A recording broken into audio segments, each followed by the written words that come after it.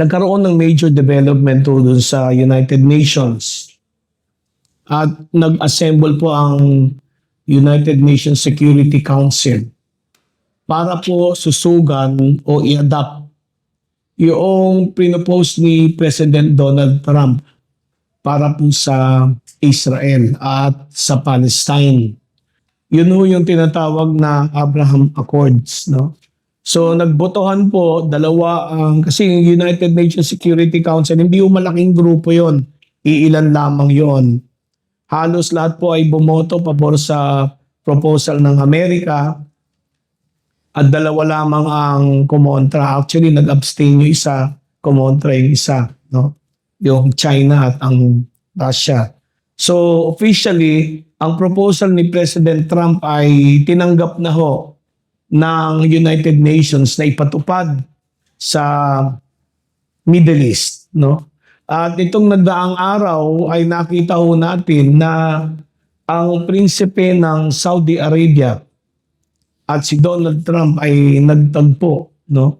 At sinusugan ho nila yung ginawa ng United Nations para ipatupad ho ang pagtatag ng Palestinian State, no? At the same time, ang pagkakaroon ho ng pagkilala ho nito at magkaroon ng kapayapaan. Kaya nga tinawag ni Mohammed bin Salman si Donald Trump na Prince of Peace. Marami po nakapansin nun.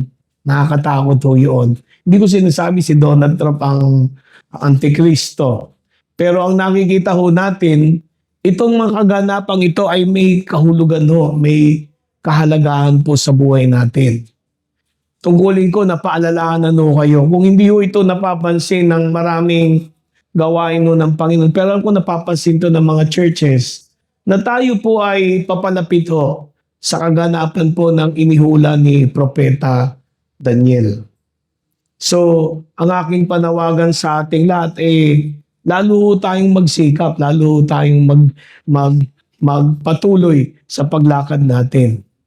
Alam niyo, wag ko kayo masyado magpapaniwala sa mga prophecy na ginagawa ko. No? Iba na pag-aalatan ko na talagang sumasakay na lamang, pagpadagdag ng views, kikita, dolyar yun eh. Pero tayo dapat mga Kristiyano maging matalino. Ano sinasabi ko? Hindi po ako prophet, but I tell you, itong pagsusugo sa Middle East Peace Plan na ito ay bahagi ho ng kasulatan. And ang sabi nila, gusto nila ito simulan. In fact, pinagmamasdan ko yung takbo ng mga bangko sa ating kapaligiran. No, nakakagulat to, nagkakaroon ng shifting sa mga bangko, sa pera ng Iraqi dinar, ng Vietnamese. Ba't ko sinasabi to? 2026, markahan nyo po. Kailangang magpakatibay ho tayo. Hindi ko alam kung anong haharapin nating lahat. Pero isa lang alam ko, malapit nang dumating ang Panginoon. Amen? So tungkulin ko bilang kapatid ninyo, napatibayin ho kayo. Bakit to? Kasi darating ho yung panahon nangyari ho ng unang panahon ng mga mananampalataya na sinubok ho sila. The first century Christians, no? Nakita ho natin sila. The first 200 years, ang mga mananampalataya ho ay nagkawatak-watak. Pero yung pagkakawatak-watak na yon ay nagbunga ho ng pagkalat ho ng ebanghelyo. Yun ang naging paraan ng Panginoon para pakalatin ho ang mabuting balita ho sa lahat ng dako.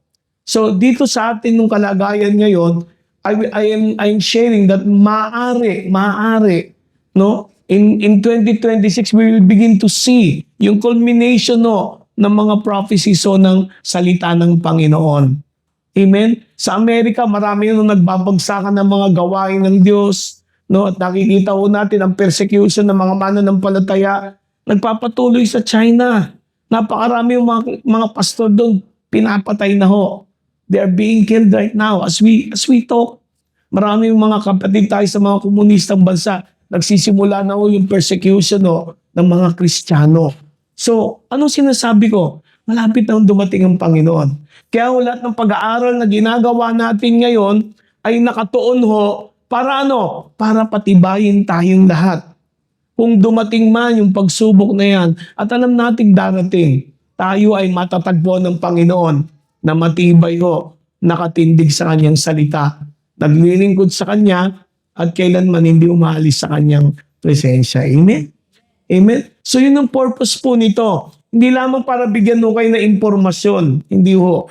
Ang layunin ko ho ay bigyan kayo ng impormasyon para tumibay kayo. Na hindi ho kayo nakasalig ho, no, sa kung ano man, kundi sa Panginoon Jesucristo mismo. Amen? Amen po ba? So nagpapatuloy ho tayo na pag-usapan natin nung nakaraang linggo, nakakaalala. Di po ba? Na tayo po ay meron hong mandato ho. Actually, ito po ang nais ng Panginoon na ang Kristiyano po ay mamuhay sa pamamagitan ng pananampalataya. The just shall live by faith. Amen? At alam niyo ho, kung susumayin ko yung napag-usapan natin, yung walking in the Spirit, no? Hindi ho nito layunin ng parang maging weird ho tayo. Hindi. Ang walking in the Spirit ay simple lamang na paglakad ho sa pananampalataya. Hindi tayo lumalakad sa mundong ito sa pamamagitan ng paningin lamang. Hindi ko sinasabing huwag na ninyong gamitin yung paningin ninyo kasi madadapa ho tayo. Sigurado yan. But ang sinasabi po ng Panginoon, we must begin to live above ito hong sa ating mga physical na katayuan. Mamuhay ho tayo ng lagpas sa nakikita natin. Lagpas sa naririnig natin. Lagpas sa nararamdaman natin. Mamuhay ho tayo sa pananampalataya at magagawa lamang natin ito kung tayo po ay mamumuhay sa Espiritu ng Diyos. Binigay ang Holy Spirit para ano? Para makasama natin. Huwag nating kakalimutan na hindi tayo nag-iisa sa mundong ito. Amen? Yun ang consolation ko bilang mananampalataya. Huwag niyong isipin, napakalakas ko, napakagaling ko. Hindi. Kaya lang po ako sa tingin ninyo malakas kasi meron po akong sinasaligan ng buhay ko. Aminin ko sa inyo, hindi wala po akong tinatanaw kasi iba sinasabi, kilalanin mo to si Bishop, magpasagop ka kay Bishop, magpasagop ka dito. Alam nyo, yung authority na sinasabi ng Biblia, magpasagop po tayo sa authority ng ating Panginoon. Authority ng salita ng Diyos, authority ng banal na Espiritu. Amen? May kasama po tayo sa buhay natin. Amen? At yung paglakad natin sa pananampalataya, paglakad natin sa banal na Espiritu, meron ng dalawang disiplina na dapat to ay ginagawa nating lahat. There are two disciplines, two spiritual exercises na dapat to ay bahagi ng ating pang-araw-araw na buhay. Amen? At yung una hong pag-uusapan natin ay yung unang bahagi sa susunod na linggo, yung ikalawa. At tatapusin ko ho dyan, dahil magdi-December na magbabago ho tayo ng tema ho ng pag-uusapan. But I want to conclude this, talk about the Spirit, itong Holy Spirit ho, tungkol dito sa disiplina. Sino dito naniniwala na tayo po'y dapat lumakad sa Espiritu? We must walk in the Spirit. Amen? At magagawa mo yung kapatid kasi kasama mo ang Panginoon. Kasama natin ang Diyos. Kaya ho kakayanin mo sister, brother. Kung meron kang mga problema ngayon, meron kang hinaharap na pagsubok, kakayanin mo hindi dahil magaling ka. Alam mo ba't kakayanin mo? Kakayanin mo kasi kasama mo ang Diyos. Hindi ka nag-iisa. Amen? So, kailangan maging conscious tayo doon. Aware ho tayo, paggising mo pa lang sa umaga, may kasama ako. Kasama ko ang Diyos. Amen? Amen? Ngayon, paano natin to ini-exercise? Ayan. Ang Biblia po ay napakaganda. Ang salita po ng Diyos ay napakalinaw. Ang mga lingkod ng Panginoon, natutunan nila ito. Natutunan to ng mga propeta, natutunan to ng mga lalaki ng Diyos. Lahat ng ginamit ng Panginoon, natutunan nila ang dalawang bagay na ito. Na alam nila, sapagkat noong unang panahon, para tanggapin mo ang banal na Espiritu, dumadating lamang. Alam niyo ba yun? In the Old Testament, dumadating lang kaya si Samson, di ba? Nung huling-huli na siya'y nagipit na at alam niya, bagsak na siya, bulag na siya. The Holy Spirit came upon him. Di ba? Ginuho niya yung buong stadium na yun ng mga Pilisteo. At yung nagawa ni Samson sa buong buhay niya ay mas marami kaysa nung huling yugto ng buhay niya. Amen? Because the Spirit came upon him. Si Haring David, ganun din po. The Spirit came upon him. Pero sa New Testament, hindi na ho nangyari. Isang beses lang, pakinggan niyo po ito. Huwag ko kayo maniniwala. Ang Holy Spirit, isang beses lang ipinagkaloob ng Panginoon. It's a single event. Alam niyo kung ano yun? Yung Pentecost. Nangyari yun 2,000 years ago. Nung si Kristo bago umalis sa langit, nagbilin siya, huwag kayong laalis sa Jerusalem sapagkat darating ang banal na Espiritu, ang pinangako ng anak. Mga kapatid, yung event na yon ay nangyari isang beses lang. Pero, ayun, may pero. Dahil po sa event na yon, ang Holy Spirit, pakinggan niyo po ito, 2,000 years ago, pumalit ang banal na Espiritu sa Panginoong Hesus dito sa mundo. And 2,000 years ago until now, hanggang ngayon, ang banal na Espiritu ay hindi po umaalis sa daigdig na ito. Andito po ang Holy Spirit. Andito po ang presensya ng Panginoon.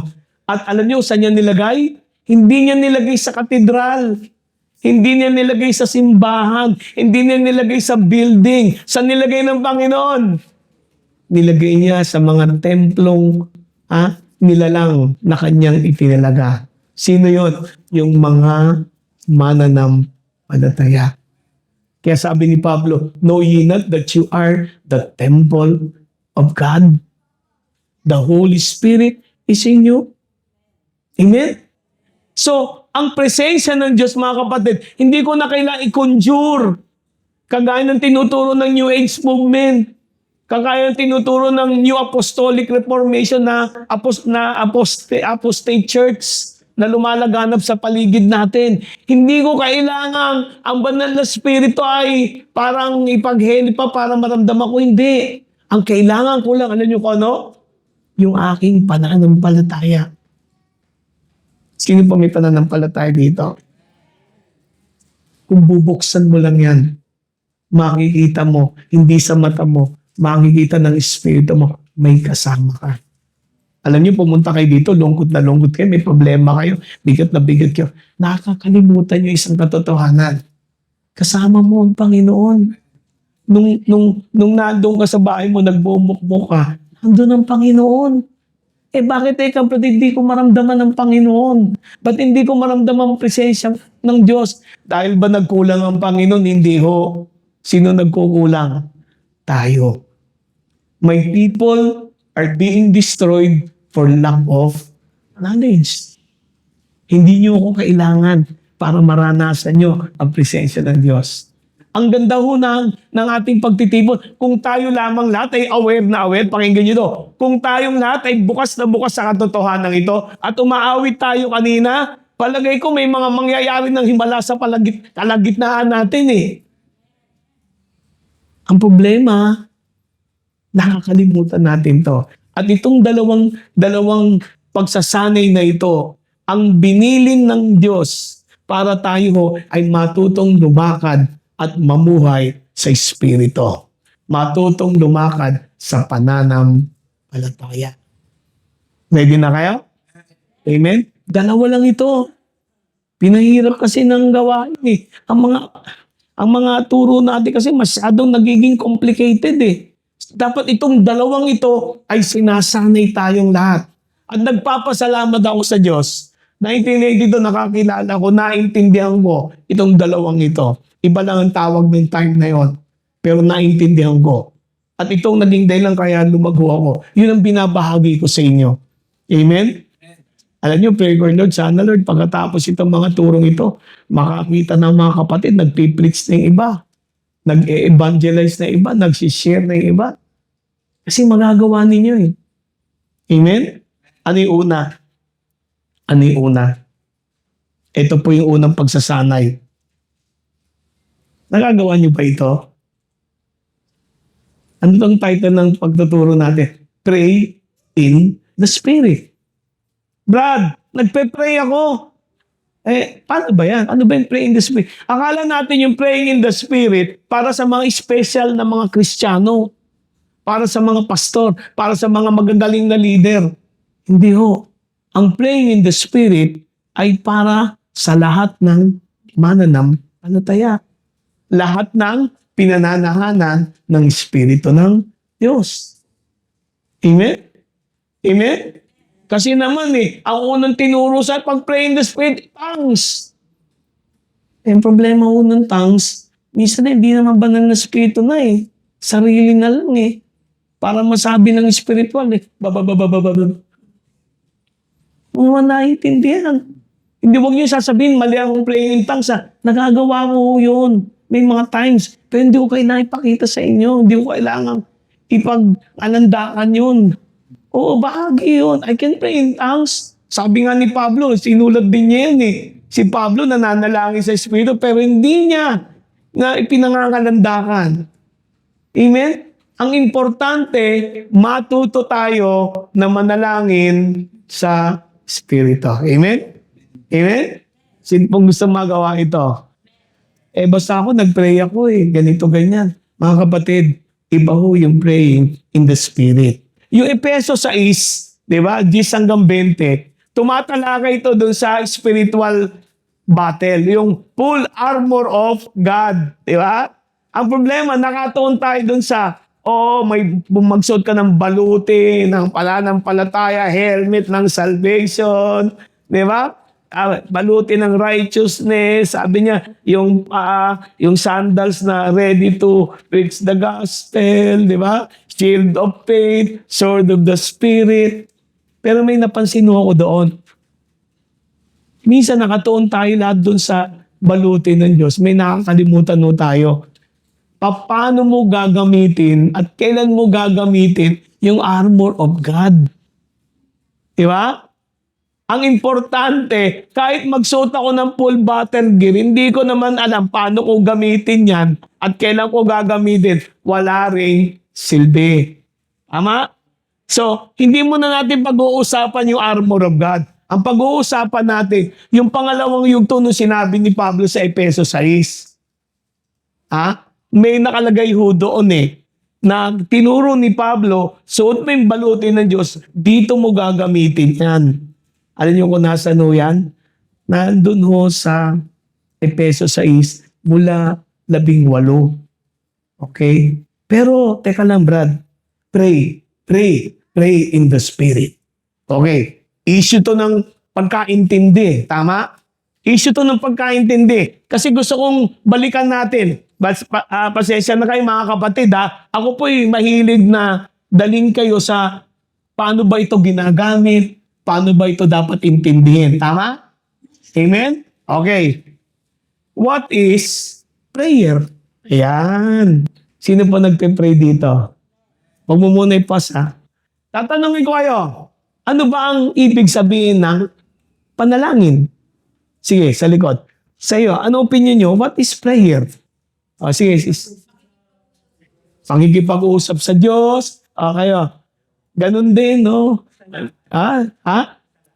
Pasasalamat, yan. Pangigipag-ugnayan.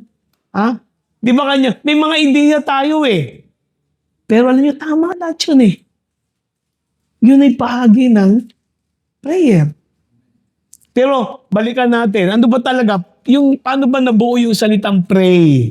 Ayan. Kailan ba ginamit to? Sino ba nag-invento nito? Okay, tingnan natin Okay. Ang salitang pray sa Latin. Latin. Kasi mga lumang pasensya. Bakit kailangan mo gamitin ng Latin, Grego, Hebrew? Kasi yun lumang salita Noon, yung salitang Latin, precare. Yan. Ibig sabihin pala ng pray. Sa mga taga-Italia, ang ibig sabihin ng pray is to ask earnestly or beg. Yung bang maniklood ka, humingi ka ng buong sidhi, Yung determinadong paghingi. Yung sa kanila, sa mga Italiano, pag tinanong mong prayer, ikaw yung humihingi ka ng tulong ng napakatindi. Masigasig na paghingi ng anuman. Amen? Okay. Nung panahon nila, pag ikaw pala ay nananalangin, para bang ikaw ay humingi. Kaya nga may mga sulat, I pray that you would. Di ba kahit yung mga legal terms, nakakita na kayo mga abogado, yung sa korte, may prayer. Di ba hindi man nananalangin yung abogado eh. Pero ginagamit niya yung salitang pray. Actually, galing sa Latin kasi yun eh, precare. Humihingi kami ng pabor, humihingi kami ng tulong, humihingi kami ng pag-unawa. Yun ang sinasabi. So, pag ikaw pala humingi ka ng tulong ng masigasig, doon nagsimula yung salitang prayer. So, ang prayer pala, paghingi ng tulong. Amen? Okay, sa Grego. Ang Grego, ginamit mo, prosyuk. Ang hirap ng word eh, prosyuk. Prosyuk eh, hindi ko alam eh. Pasensya, hindi ko alam ang Grego. Prosyuk eh. Prosyuk.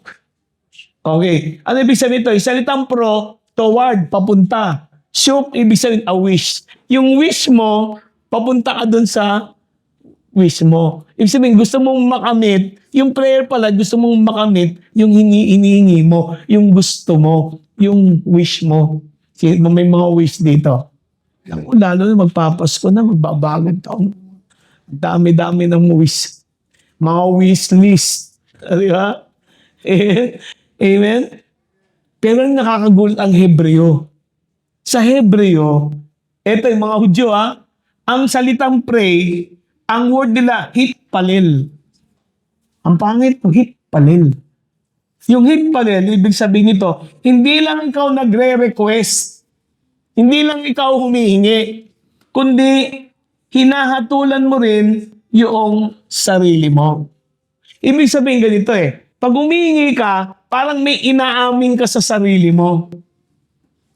Kaya yung mga Kristiyano hindi nagpe-pray, sana wala. Yung may mga Kristiyano hindi nagpe-pray, ang tawag dyan, alam nyo kung ano? Ano? Mayabang. Kala mo hindi mo kailangan ng Diyos, wala kang kailangan. Mayabang. Mapagmataas. Kaya pala yung unang-una sinabi ni Cristo, blessed are the poor in spirit. Tama? Mapalad ang pobre spirito kasi may kinalaman yun sa kanilang pag-pray. Pag nagpe-pray ka, hinahatulan mo yung sarili mo. Amen? Ito pa hitpalel. Ang hitpalel, pag sila nag-pray, meron silang ang sa kanila, ibig sabihin, mabago o matransform ka sa iyong pakikipag-ugnayan sa Diyos through self-reflection and self-evaluation. Kaya ka nagpe-pray, hindi para baguhin ang Diyos, kundi baguhin ang sarili mo. At i-reorient mo ang sarili mo, i-align mo yung sarili mo sa ano ang kalooban ng Diyos. Kaya pala si Krista, di ba nanalang, hindi ang kalooban ko, Ama, kung hindi ang kalooban mo. Sino pinakamagandang meaning ng prayer dito? Yung Latin, yung Grego, o yung Hudyo? Hebreo. Ang prayer pala kapatid, pag ako nagpe-pray, hindi lang ako humingi, kundi hinahatulan ko sarili ko. May inaamin ako sa sarili ko. At kapag lumapit ako sa Diyos, handa akong magbago ng opinion, ng pananaw. Kaya nga, not my will be done, but yours. Yun ang totoong prayer. Na pag humingi ka sa Panginoon, Lord, basta kailangan matanggap ko yan, yan na yan Pag hindi mo binigay yan, magtatampo ko. Hindi yun ang prayer. Ang prayer, Panginoon, kailangan ko po ito. How many times tayo nangangailangan sa Diyos? Tama? Amen? Halimbawa, Lord, malapit na dumating yung mamumutol ng kuryente. Lord, ibigay mo sa akin yung pambayad ng kuryente. Bukas darating na yung maningingil, yung mamumutol. Walang dumating. Ngayon, bukas na yung mamumutol. Nagpe-pray ka. Ano tinitingnan ng Diyos? So, ano yun? Ano yung laman ng puso mo? How many times Gusto natin ang Diyos ang sumunod sa atin at hindi tayo ang sumunod sa Kanya. How many times ang gusto natin? Yung diskarte mo, yung gusto mo ang mangyari, hindi yung gusto ng Panginoon. Amen? Kung naniwala ka lang, Panginoon, bukas darating mamumutol, Lord, hating gabi na, hindi ko alam, pero Lord, kahit ano pa man, itong pagkakataong ito, itong sitwasyon na ito, sinusuko ko sa kamay mo. Parang si Meshach, Shadrach at Abednego. Di ba? Susunugin na sila. Nagbago ba isip ng hari? Ha? Di ba hindi? Nagbago ba ang sitwasyon na sila'y susunugin? Di ba hindi? Ba't pinayagan ng Diyos? Tinapon sila sa pugon. Yung nagtapon, nasunog. Pero yung tinapon, nahulog doon sa pugon, anong ginawa? Naglalakad-lakad pa sa gitna ng pugon. At may kasama pa ang ating Panginoon. Bakit? Tatanungin ko kayo, bakit hindi binago ng Diyos? Sigurado ako nanalangin yung tatlo Nanalangin si Daniel Nailigtas yung tatlo. Pero ano sabi ng tatlo bago sila ihulog? Sabi nila, mahal na atin, naniniwala kami na ililigtas kami ng Diyos sa iyong kamay. Subalit kung hindi man magkaganon, hindi pa rin magbabago ang aming paninindigan, sa Diyos pa rin kami maglilingkod. Yun ang turning point ni Shadrach, Meshach at Abednego. Kaya nung pinayagan ng Diyos, ituloy yan. Bakit? Kasi gusto lang ni Lord ipakita na may gagawin siya higit sa alam ng tatlo. Anong ginawa niya? Binaliktad niya yung sitwasyon na hopeless para sa kaluwalhatian ng Panginoon. Dahil doon yung hari naniwala. Naniwala siya. Mula ngayon, ang Diyos ninyo ay paglilingkuran mo na. Di ba? Balik tayo sa buhay natin. Lord, hating gabi na, wala pa yung pera. Nangutang na ako, nangingin ako, wala pa rin. Bukas madating ang mamumutan. Kung naniwala ka, Panginoon, alam ko, kahit maputulang kami, walang problema. Basta alam ko, may gagawin ka. Hindi nyo kalahin. Hindi nga dumating. Sabi nga, dumating na, sikat na, dumating. Nasaan na yung mamumutol? Wala. Paano? Nagkasakit yata yung mamumutol. O naiba yung nabago yung management. Bakit? May gusto ipakita ang Diyos Alam niyo kung ano minsan? Handa bang magbago yung puso mo? Hello? Sino dito marunong mag-pray?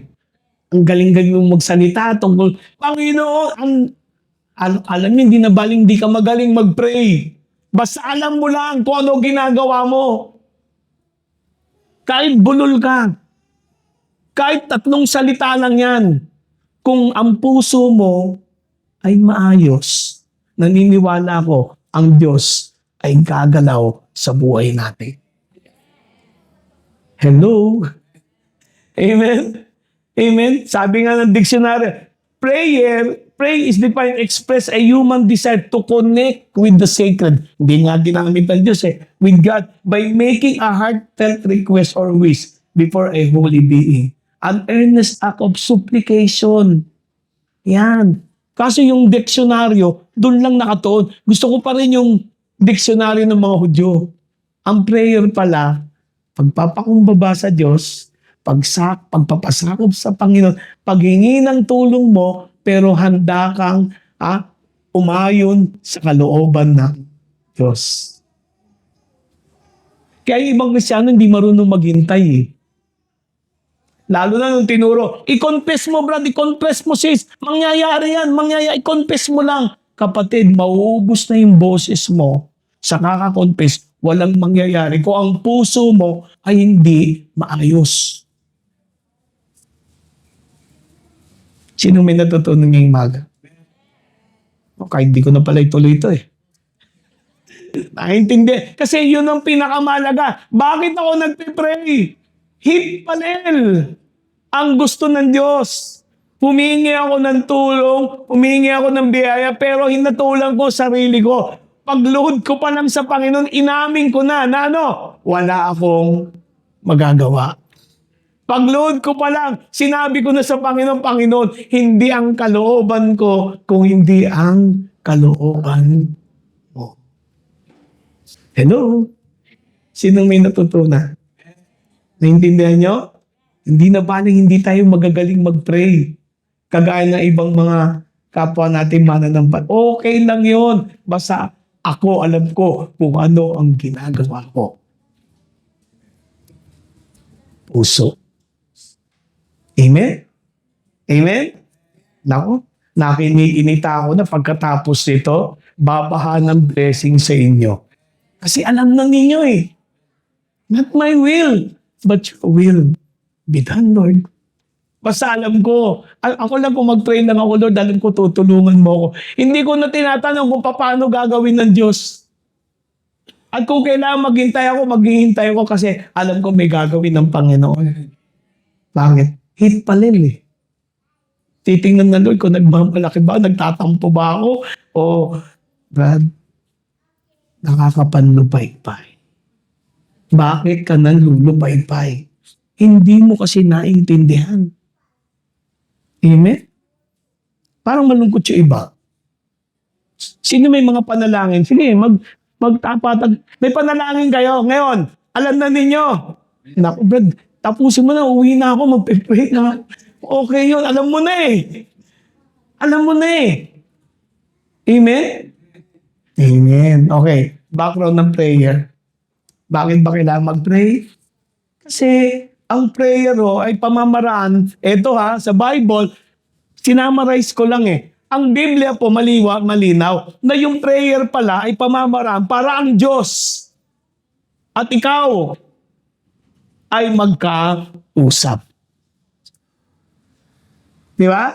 Tatanungin ko kayo, Brad, sis, kailan mo huling naramdaman yung presensya ng Diyos pag nagpe-pray ka? Di ba pag mabigat problema mo? Pag wala kang problema, nagpe-pray ka, naku, walang kalatoy-latoy. Di ba? Bakit? Hindi ko sasabi, ba't pinapayagan ni Lord minsan mga sitwasyon? Kasi ano yung bakit? May gustong Lord na maranasan sa ating lahat eh. Ano ka, no? Yung kausapin natin siya, yung makipag-communicate tayo kay Lord. Biglang tumahimik, oh. Amen? Ang prayer communication. Tayo nabubuhay kasi sa physical at sa spiritual. Bagamat physical tayo, hindi natin may pagtatanggi, may spiritual na mundo na nagko-converge dito sa sitwasyon natin. We are all affected by spiritual things. Kahit na tayo nasa physical. At tandaan nyo, mas mataas ang spiritual. Bakit? Ang Diyos ay Espiritu. God is a Spirit.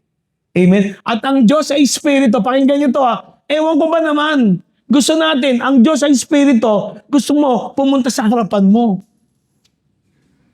Lord, magpakita ka. Gusto mo maging physical ng Diyos. Ang Diyos ay Espiritu. At para maranasan ko ang Panginoon, kailangan pumunta ako sa presensya niya. Paano ko pupunta? Sa pamamagitan ng panalangin. Tama? Amen? Bakit? Kasi yung Espiritu niya nasa iyo eh. Amen? Amen? Ang Bible, may 600 na recorded prayers ang nilagay. More than 600 prayers. Bakit ito nilagay yan? Kasi pinakita yan ng Bible, ito, pakinggan nyo napaka-importante ng panalangin para Para sa survival natin. Yan. Hindi ko na masabing pinakamagandang paraan eh. Kapatid, para mag-survive ka sa mundong ito na napakasama, napakagulo, napaka-unfair, punong-puno ng mga masasamang tao. Para mag-survive ako sa mundong ito, kailangan kong matuto manalangin sa Diyos. Amen? Tinuro to ni Kristo. Alam niyo kung meron siya tinuro sa mga alagad niya? Yan ang manalangin. Sa totoo lang, hindi niya tinuruan mga alagad niya mag-preach. Alam niyo ba yun? Hindi niya tinuruan sino pa Pedro paano mga mangaral. Pero tinuruan niya si Pedro paano manalangin. Baligtad sa church eh. Tinuturuan natin lahat mag-preach eh. Pero hindi natin tinuturuan mga kapatid na matutong manalangin. Amen? Amen? Okay. Tanong. Pray in the Spirit. Okay? Tingnan nyo. May tatanong kasi ako sa inyo eh. Sa Bible, titignan nun natin, ito yung transliteration ng Ephesians 6:18. Ang sabi, dia passes prosukes. Grego eh. Kasi yung New Testament natin, nakasulat sa Greek. Okay. Prosuke kai disos prosuke mo hirap eh, no? Menoy en panti kairo en pneumati kai is out. Ang hirap. Hirap pasahin talaga. Inano ko na lang, in-emphasize ko na lang yung salitang pray, prosuke, and pneumati. Yung pneumati, spirito. Okay. Christian Standard Bible, may papakita ako sa inyo eh. Yan o. Sa Ephesians 6:18 sa Standard Bible, pray at all times in the Spirit with every prayer and request and stay alert with all perseverance and intercession for all the saints. Ano sinabi po doon sa Geneva Bible? May gusto kong pansinin ninyo eh. Ano sa Geneva Bible? Luma na yung Geneva Bible eh. Ano sabi? And pray always with all manner of prayer and supplication in the Spirit. May napansin kayo?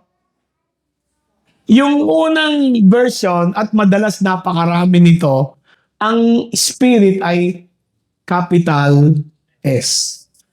Amen? Sa Geneva Bible, ang Spirit ay hindi capital S.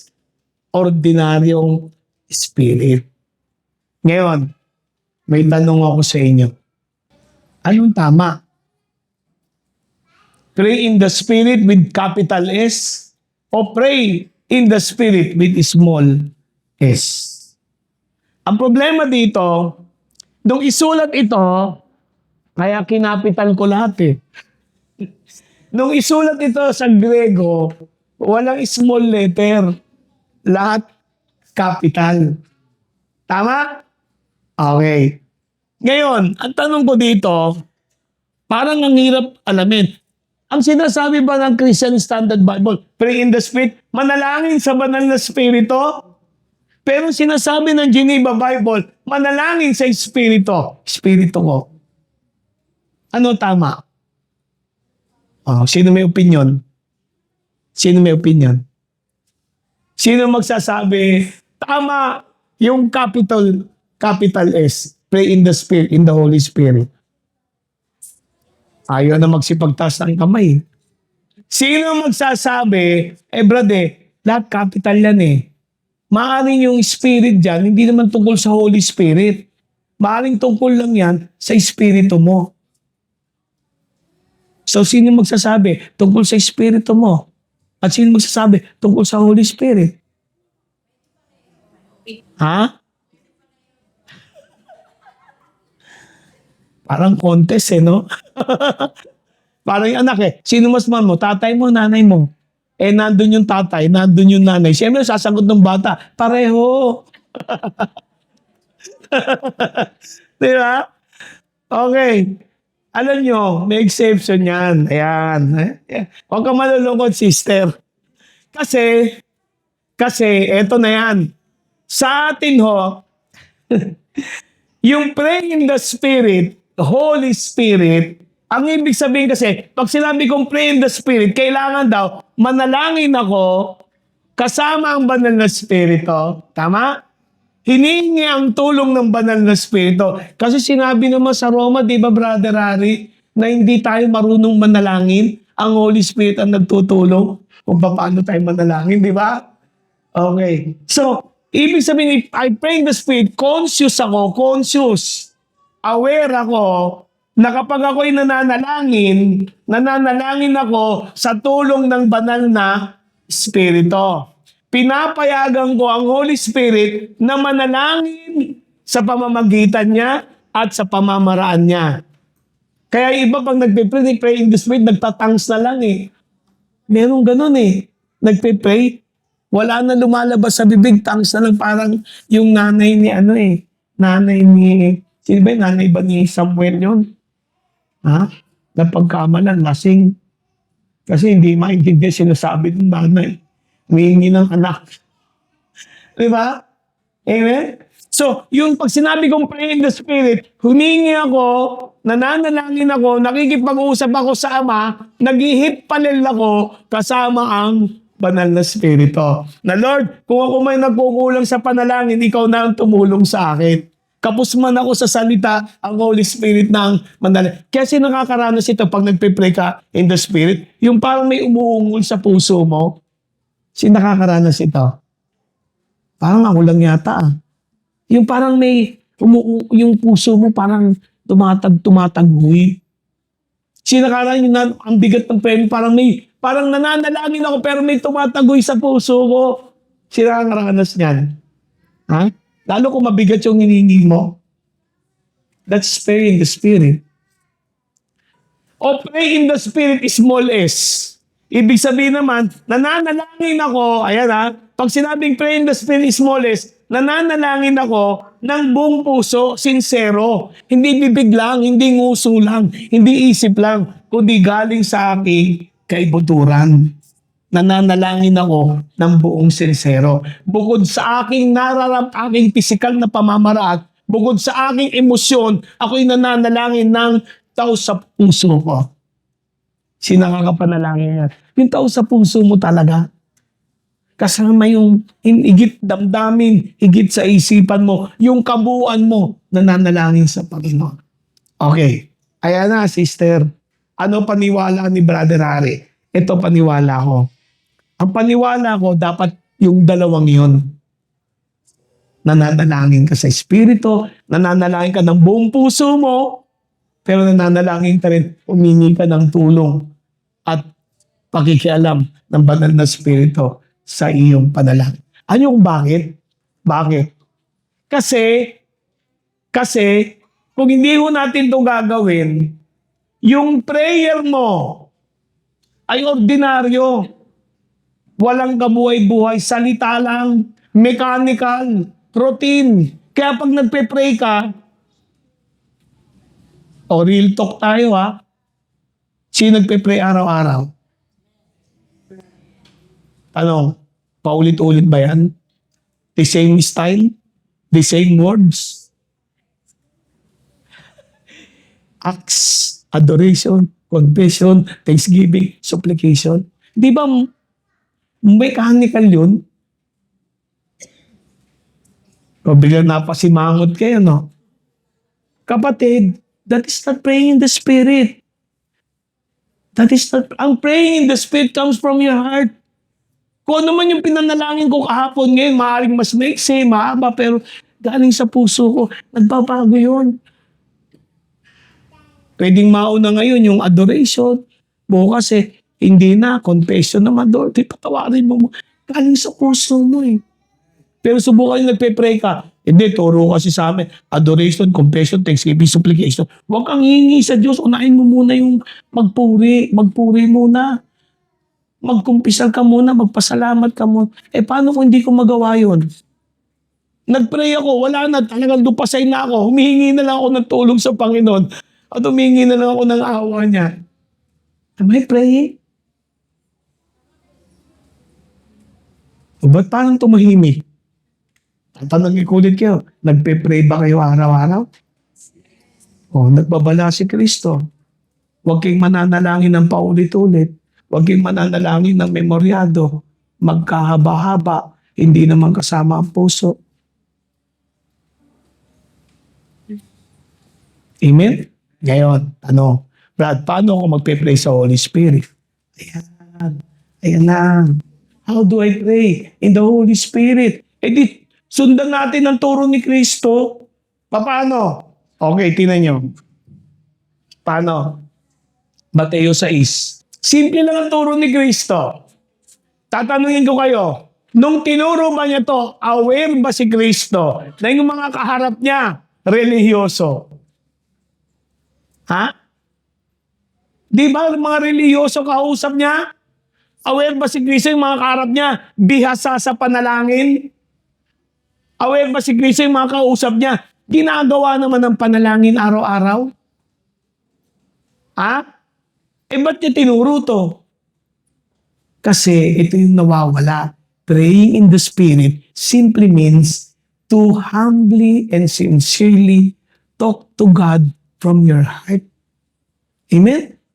Sa presensya niya, sa pamamagitan ng banal na Espiritu, humingi ka ng tulong, at hindi lang humingi ka ng tulong, ina-align mo yung sarili mo. Sabi, kung kayo'y mananalangin, huwag niyong tularan ang mga mapagkunwari. Sapagkat gustong-gusto nilang tumayo at manalangin sa mga sinagoga at mga panulukan sa mga lansangan upang sila'y makita ng mga tao. May tanong, ba't paano ginagawa natin? Nagpe-pray tayo. Mga kapatid, ginagawa natin in public. It's a corporate prayer. Okay lang yun. Pero pag ikaw na lang mag-isa, ayusin mo. Yeah. Samatingin nyo sa sige, kausapin nyo ang katabi nyo. Sabihin mo sa akin, kapatid, ayusin mo, panalangin mo. Mag-isa ka na lang. Diba? Hello? Amen? Sabi niya, tiniti ako sa inyo. Natanggap na nila ang kanilang gantimpala. Paano nila natanggap? Yung galing-galing ni brother mag-pray. Very good. Natanggap na niya pag gantimpala niya sa tao, sa Diyos. Di ba? Sabi niya dito,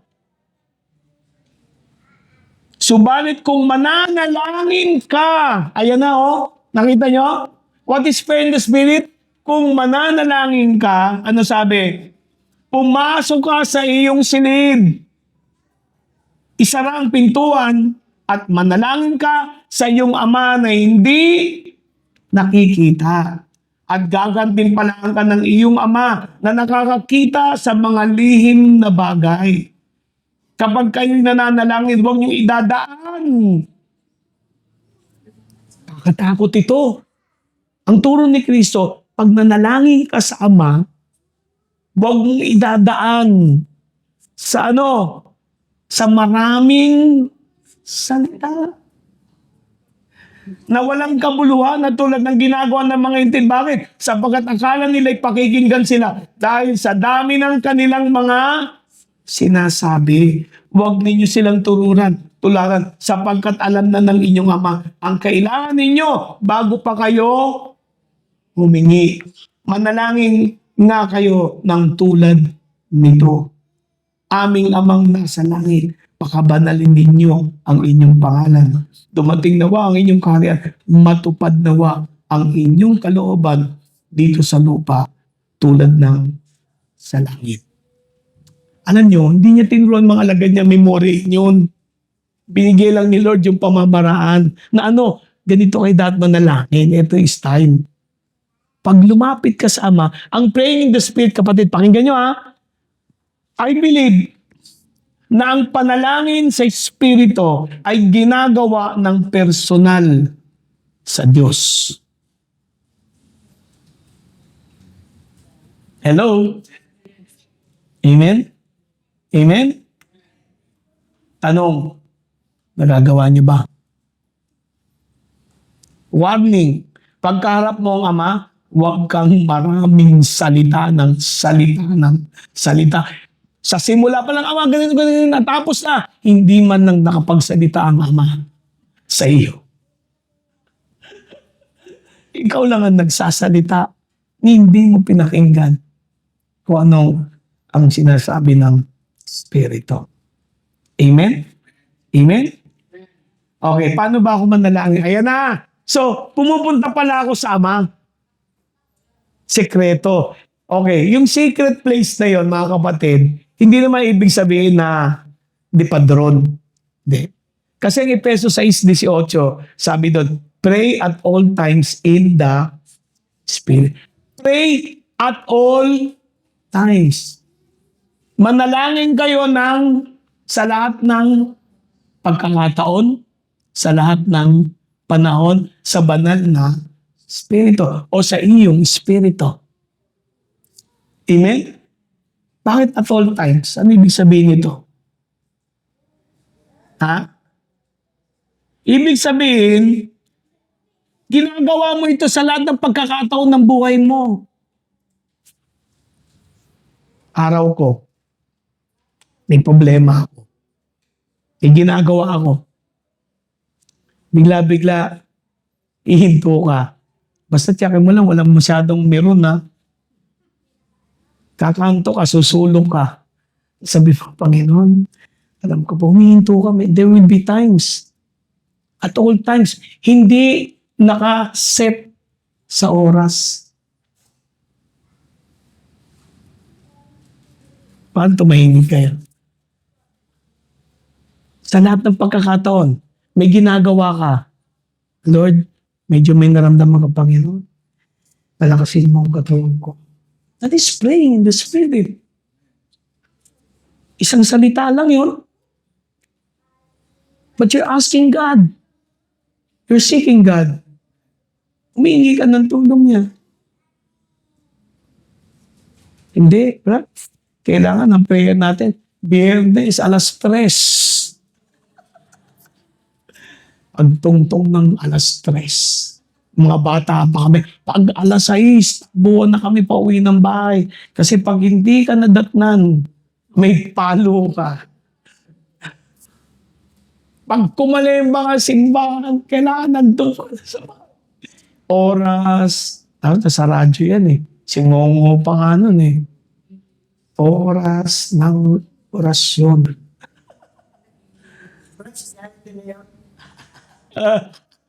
Diba? Ang praying in the Spirit, walang oras, any time of the day, any hour. That you need to pray. Kailangan mo manalangin. Then pray in the Spirit. Amen? Hindi nakatali sa haba ng panalangin o sa oras ng panalangin. Walang schedule ito sa lahat ng oras mo. Amen? Hindi ito limitado ng lugar. Yung sinabing at all times, hindi, Brad, kaya kailangan may templo tayo, kailangan tatakbo tayo sa templo, doon tayo mananalangin lahat. Hindi. Kayo na nga ang templo eh. Amen? Anytime, any location. At ito maganda, it covers all kinds of, sabi dito, pray at all times in the Spirit, with every prayer and request, with all kinds of prayer. Lahat ng uri ng panalangin. Ano yung lahat ng uri ng panalangin? Kasama doon confession, kasama doon pasasalamat, kasama doon paghingi, kasama doon supplication. Yung pagsusumamo, na baguhin ng Diyos sa sitwasyon mo. Kasama doon yung guidance. Pag kailangan mo ng guidance, may ginagawa ka, may pupunta ka, Lord, nag-pray ka sa Spirit, Lord, gabayan mo ko. Lord, tulungan mo ko. Lord, bigyan mo ko ng kakayahan. Deliverance, healing, lahat ng uri ng panalangin. Yan ang coverage ng praying in the Spirit. Sino may natututunan niyo? Ha? Naintindihan niyo? Pag may kailangan ka na sa oras na yon, huwag ka nang magdalawang isip. Lumapit ka na sa Diyos. Sumulok ka, humanap ka. Naalala ko yung binabasa ko si Charles Finney, nanay niya pag nagpe-pray, nasa kusina, ang dami-dami nila. Ang ginagawa ng nanay ni Charles Finney, tinatakpan yung mukha ng apron. Naalala ko, no, kung nagsisimula, wala akong prayer room. Wala akong kaming kwarto. Wala akong prayer room. Alam niyo, saan ako nagpe-pray? Pag nagtatrabaho, doon ako sa tool room. Oo, totoo yun. Minsan sa CR. Wala kasi lugar eh. Amen? Bro, di ko makakapag-pray ka. Walang lugar kahit saan ka. Sumulok ka. Amen? Sino nga kaya na mag-pray in the Spirit? Ha? Ako, tinuruan ako ng Diyos. Lalo yung pangalawang pag-aaral natin, meditation. Tinuruan ako ng Diyos na magbulay-bulay sa loob ng jeep. Ang hirap. Tinulungan din ako ng Lord na manalangin Kahit nakasulok ng ingay-ingay, I have to learn to pray in the Spirit. Amen? Yung pray in the Spirit, ang Holy Spirit ang nagdidirect. Lalo na pag may pangangailangan, hindi lang ikaw. Yung pangangailangan din ng iba. Sino nakakaranas niyan? Yung intercession, yan ang lalo ng pray in the Spirit. Inuudyokan ka ng banal na Espiritu. Para sa gawain, para sa pamilya, para sa lahat. Amen? O, tingnan yung example ni Lord. Example ni Lord. Nakita niyo si Lord? Ayan o. Paano ba mag-pray si Lord? Tingnan niyo ha. Ang Hudyo, ang relihiyon nila, tinuruan sila manalangin 3 beses. Isang araw ang mga Hudyo. Anong oras sila mananalangin? 9:00 ng umaga. 12:00 ng tanghali. At 3:00 ng hapon. Yung mga kaibigan kong Muslim, ganyan din sila manalangin. 9:00, 12:00. Kaya nga sa Green Hills, meron doon eh. Sa Ayala, meron din. Meron silang prayer. 9:00, 12:00, 3:00. Okay? Si Kristo ba? Nanalangin ng 9:00, 12:00, 6:00. Brad, pag hindi ni Kristo sinunod, tandaan nyo, hindi naman to utos hindi naman Torah to eh. Hindi naman to kautusan ni Moses eh. Amen? Anong ginawa ni Kristo? Nakita nyo ginawa ni Kristo? Tingnan nyo, nanalangin siya sa umaga, Mark 1:35. Early in the morning, Jesus got up, left the house while it was still dark. Palagay nyo, 9:00 ng umaga yon. Madaling araw, hindi pa sumisikat ang araw eh. Nasa na si Kristo? Went to a deserted place to pray. Naghahanap siya ng isang lugar na walang tao. Siguro, baka, yun? Yung tambakan. Doon nagpe-pray si Lord, yung walang tao eh. Naku nyo, siguro Quran yun. Di ba? Pero kailan nag-pray si Lord? Sa umaga. Hindi 9:00. Madaling araw. Ano ibig sabihin nito? Hindi tayo nagagapos ng oras. Yun lang ang libre ni Lord eh. Kaya yung nagsasabi, Brad, hindi ko kaya manalangin ng ganyan, wala akong libreng oras. Tatanungin kita, anong libre mo? Brad, busy ako eh. Oh, talo mo pa ang Presidente ng Philippines. Wala kang panahon. Naku niyo po ibig ko sabihin? Oh, si Lord, nag-pray ba ng gabi? Tingnan niyo, Luke 6:12. Around this time, Jesus went outside the city to a nearby mountain along with a large crowd of his disciples. He prayed through the night. Kailan siya nanalangin? 3:00 ng hapon? Dapat yung huling prayer 3:00. Bago lumubog ang araw. Si Kristo nanalangin ba 3:00? Hindi. Tapos na siya. Gabi. Tayo nga, hindi na makapag-pray. Pagod na tayo, di ba? Hello? Sa kalagitnaan ng araw, tingnan nyo. Mark 6:46-47. May naintindihan kayo kay Kristo? After everyone had gone, he slipped away to pray on a mountain overlooking the sea. Wow, ang ganda ng prayer ni Lord. On a mountain overlooking the sea. When evening came, the boat was out on the sea. He was alone at night. Diba? Sabi po dito, look, Jesus repeatedly left the crowds through, stealing away into the wilderness to pray. Ito pong lugar na ito, ito pong sitwasyon na ito, hapon nito. Hindi to tanghali. Hapon. So si Kristo hindi nagpe-pray ng lunchtime eh. Kaya pala tayo, naintindihan ko na, bakit ba yung work schedule natin? Coffee break. Lunch break. Merienda. Ano oras merienda? 3:00. Ano oras ang halian? 12:00. Ano oras ang coffee break? 9:00. Siguro tayo naman, Kristiyano dapat tayo eh. Ginawa siguro yung coffee break, yung merienda para matuto tayong mag-pray. Anong ginagawa natin? Siyete punta. TikTok, FB, siesta. Naku niyo po, hindi ko naman sabi huwag kayong mag-siesta. Hindi tayo nakatali dyan. Hindi tayo nakatali dyan.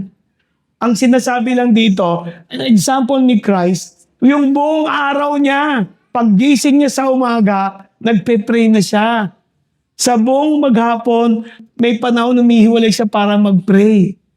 Pagdating ng gabi, umihiwalay din siya para mag-pray.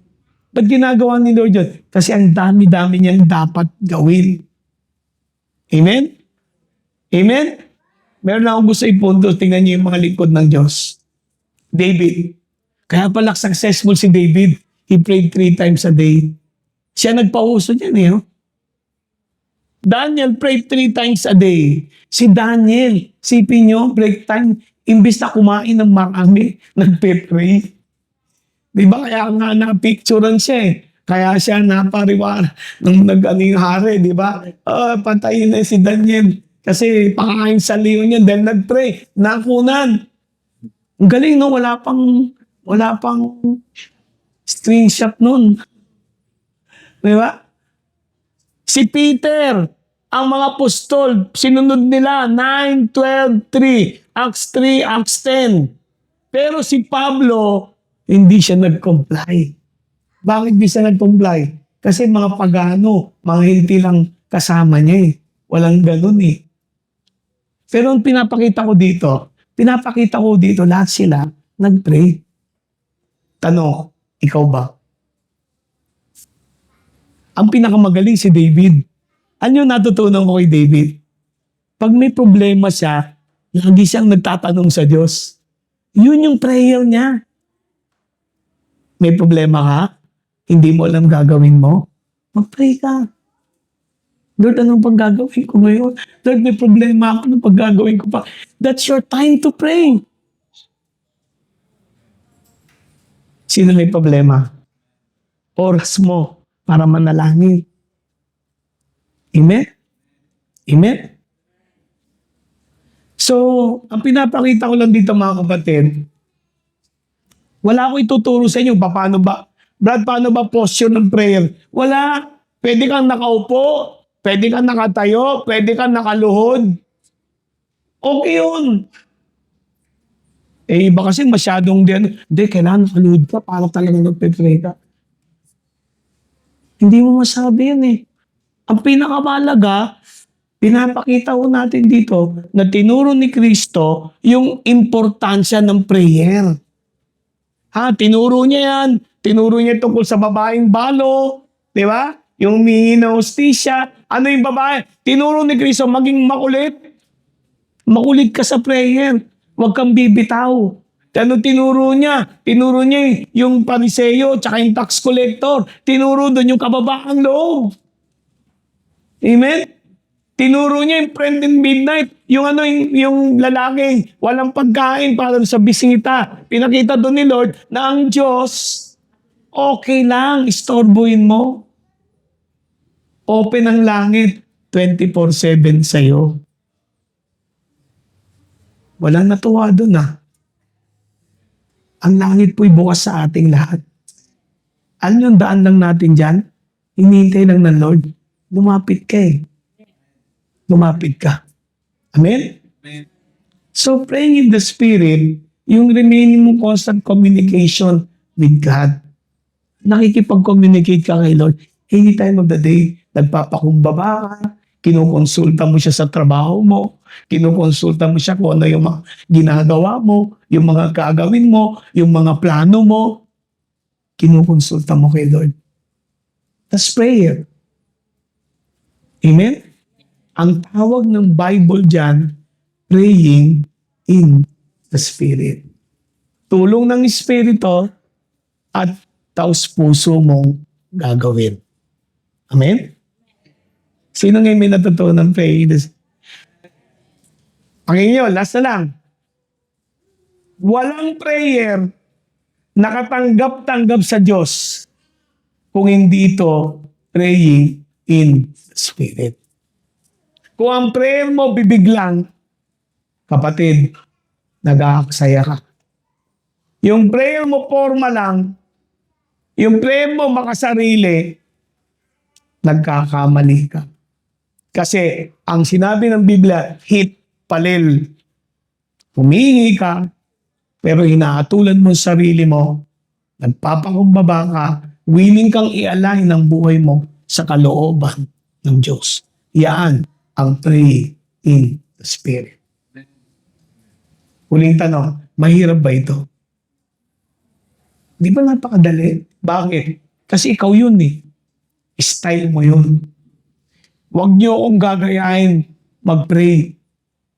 Gawin mo yung sarili mong estilo. Kasi yun ang praying in the Spirit. Amen? Amen. Praise God. Sa susunod na linggo, itutuloy ko yung pangalawang disiplina. Tandaan nyo kung hindi ka nagpe-pray, may problema ka. Dahil ito ang pagsasanay na tinuro at pinagbilin ni Kristo. Praying in the Spirit. At pangalawa, yung biblical na pagbubulay-bulay. Sa Sunday, yun ang pag-uusapan natin. Paano ba ako magbulay-bulay? Ituturo ko po sa inyo personal kung paano ko ito ginagawa. Pero wag niyong gagayahin. Example lamang. Pero meron din, kaya niyong gawin dito sa sarili niyo pamamaraan. Amen. So sa praying in the Spirit, nagkakaliwanagan tayo Hindi ito tungkol sa estilo, oras, lugar, kundi ito'y tungkol sa iyo at sa banal na Espiritu. Amen? Amen. Thanks God. So sa Sunday, huwag kayong mawawala. Amen? Amen. Meron kayong prayer? Sino may panalangin? Sino may panalangin? May panalangin ka? Eh di manalangin ka. Huwag niyo ako panalangin para sa inyo. Manalangin mo tayo. Gagaya ngayon, nagtitipon-tipon tayo. Brad, pwede ba ako mag-pray in the Spirit habang umaawit ako? Alam niyo ito, hindi naman nagbibigay lang ako sa inyo ng tip. Pag nararamdaman ko, pag nararamdaman ko ang Espiritu ng Diyos, malayang nakakakilos sa isang lugar. Marahil gawain, pagsamba, awitan. Ano yung pag nararamdaman ko yon, ginagawa ko, mapapansin niyo ako, bigla ako nagpe-pray. Kung magpe-pray ako, simple lang. Sabi ko, Lord, huwag mo na makakalimutan yung hiningi ko sa iyo, Panginoon. Because, ba't ko ginagawa? I am praying in the Spirit. Andito ang banal na Espiritu. Andito kayo eh. Sama-sama tayo. Nandito ang banal na Espiritu. Amen? Awitin nun natin to and then we will pray Amen?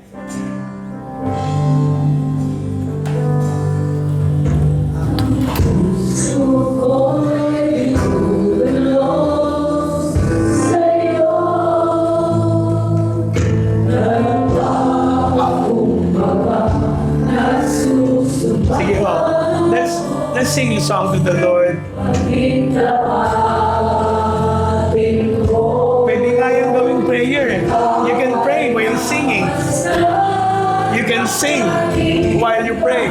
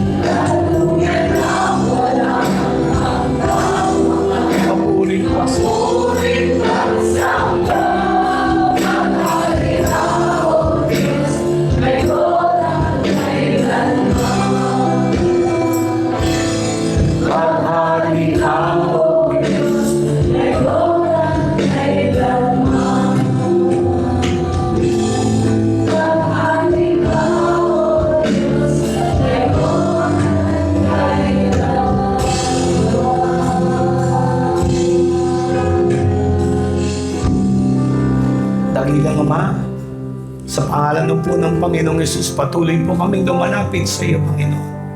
Nagpapasalamat po ako sa iyo sapagkat niloob mo na maituro ang mga bagay na ito, ang tungkol sa panalangin sa Espiritu. Panginoon, hiningi ko katulad ni Pablo, na bigyan mo ng kaliwanagan ang aming mga isipan para maintindihan namin ng lubusan kung paano kami mananalangin ng katanggap-tanggap sa iyo. Makapanalangin kami, Panginoon, na kalugod-lugod sa iyo, Panginoon, at maranasan namin ang presensya mo.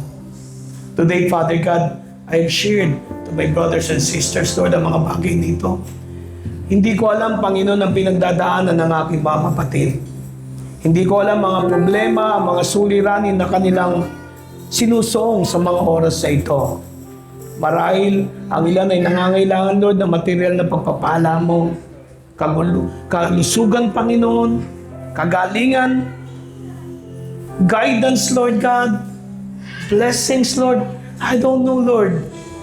Pero ang alam ko, Panginoon, hindi mo bibiguin ni isa man sa aking mga kapatid na nagbigay ng oras sa iyo upang mapakinggan ang iyong mga salita.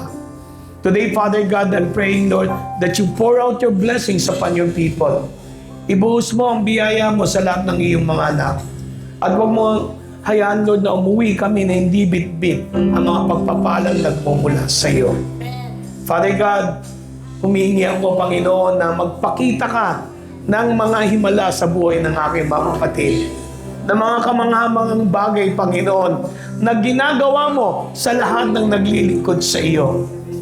Father God, hayaan mo, Lord, na pag-uwi nila, Panginoon, maintindihan nila na kasama mo sila. Na kailanman di mo sila iniiwan, Panginoon, na ang banal mong Espiritu ay nasa bawat isa. Ama, maraming salamat po. Umaasa ako ng mga mabubuti pang bagay na mangyayari sa buhay ng bawat mga kapatid ko sa pangalan ni Jesus. And Father God, continue to bless this nation, Lord, bless this country, bless these people, Panginoon. Hayaan mo, Lord God, na magkaroon ng revival sa aming bansa. Hayaan mo na ang banal mong salita ay lumaganap sa lahat ng dako. Lord, i-revive mo ang mga gawain mo, ang mga leader mo, ang mga lingkod mo, Panginoon. Upang, Lord, puspusan na maipangaral ang mabuting balita sa lahat ng dako. Hayaan mo, Lord God, na ang bansang ito, Lord, ay may spare, Panginoon, sa lahat ng paghuhukom na darating sa daigdig na ito. Father God, maraming salamat po. Sa umagang ito, patuloy ka namin dinadakila at hiningi ko, Lord, na patuloy na balutan mo kami na makapangyarihang dugo ni Kristo. Selyuan mo kami ng banal mong Espiritu at ang mga anghel mo, Lord, ipagkaloob mo sa aking mga kapatid. Huwag mong hayaan ang gawa ng kaaway ay makapasok sa kanilang mga tahanan. Huwag mong hayaan ang kaaway ay makapanalanta sa buhay nila. Lord, maraming salamat sa protection mo. At Lord, basbasan mo po kami, Ama. Hayaan mo, Lord God, na dalhin namin ang lahat ng mabubuting bagay na ipinagkakaloob mo. Ang pag-ibig ng Ama, ang pagpapala ng anak, at ang pagkikipisan ng Espiritu ng Diyos, sumaamin nawa mula ngayon at magpakailanman, at ang bawat isa ay magsabi ng Amen. Amen? Amen? Pwede ba bago tayo umuwi, sabihin mo sa kanya, kapatid, manalangin ka. Amen? Amen. Let's pray. Amen.